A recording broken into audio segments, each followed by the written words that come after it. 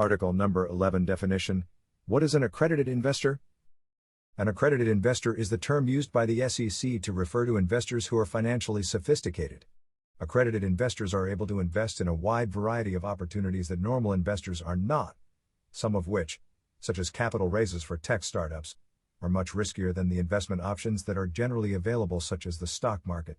This is the SEC's attempt to protect the general public, who has little or no investment knowledge, from professionals selling high-risk investments using high-pressure sales tactics. Most syndications are defined as securities by the SEC, just like raising capital that other early-stage businesses, because the return on the investment is solely due to the efforts of others.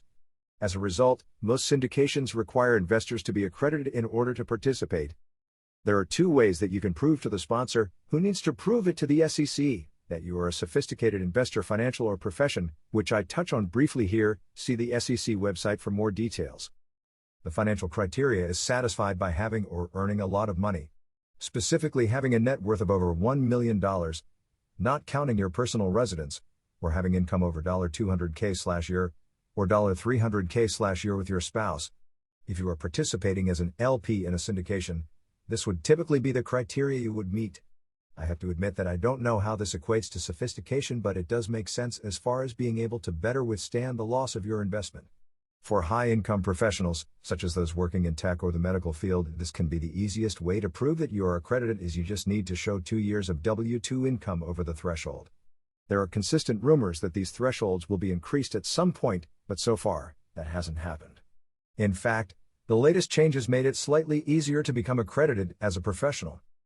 If you don't qualify through the financial criteria, you can qualify as an investment professional. This criteria allows individuals who have obtained certain licenses showing expertise in investments, for example Series 7, 65, or 82, are part of the management team for the investment, or fill specific roles in certain types of investment businesses to be considered accredited whether or not they meet the financial criteria.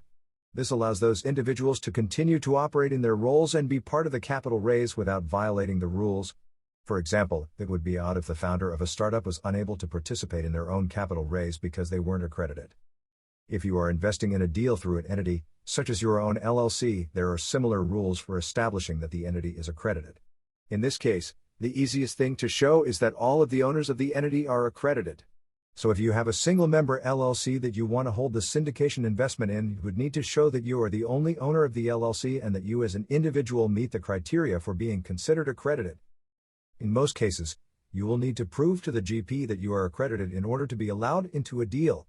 There are a variety of ways that you can do this. For example, your CPA can provide a letter stating that you are accredited based on your income for the past 2 years. If your CPA isn't willing to provide that letter, most GPs work with a third-party legal service that will certify that you are accredited based on the documentation you provide, which can include other documentation such as W-2s, tax returns, operating agreements, etc. I've found that these services are typically fast and affordable. You should not need to provide your personal financial information directly to the GP, although that may be another option, not one I would recommend, however. All the GP should require is your affirmation as part of the subscription agreement and a verification letter from an appropriate professional. If you are unable to qualify as an accredited investor, many syndication opportunities will not be available to you. In this case, you may want to determine what the easiest path for you to accreditation is. For example, if you are close to the income threshold, it might simply be waiting until you have the income history. Alternatively, you might want to study for one of the professional licenses, which have other benefits. If none of the paths to becoming accredited appear feasible, you may want to look for real estate deals that don't require accredited investors. For example, if you could stick with SFRs until your portfolio was valued over $1 million, become a hard money lender to increase your income, or look for similar deals on crowdfunding sites. I don't have any experience there, so can't offer any insights. If you have any questions about this post, please email them to me at blog@mbcray.com. I will reply to the questions that are straightforward and will turn the questions requiring more detailed answers into future blog posts. This article is my opinion only, it is not legal, tax, or financial advice. Always do your own research and due diligence. Always consult your lawyer for legal advice, CPA for tax advice, and financial advisor for financial advice.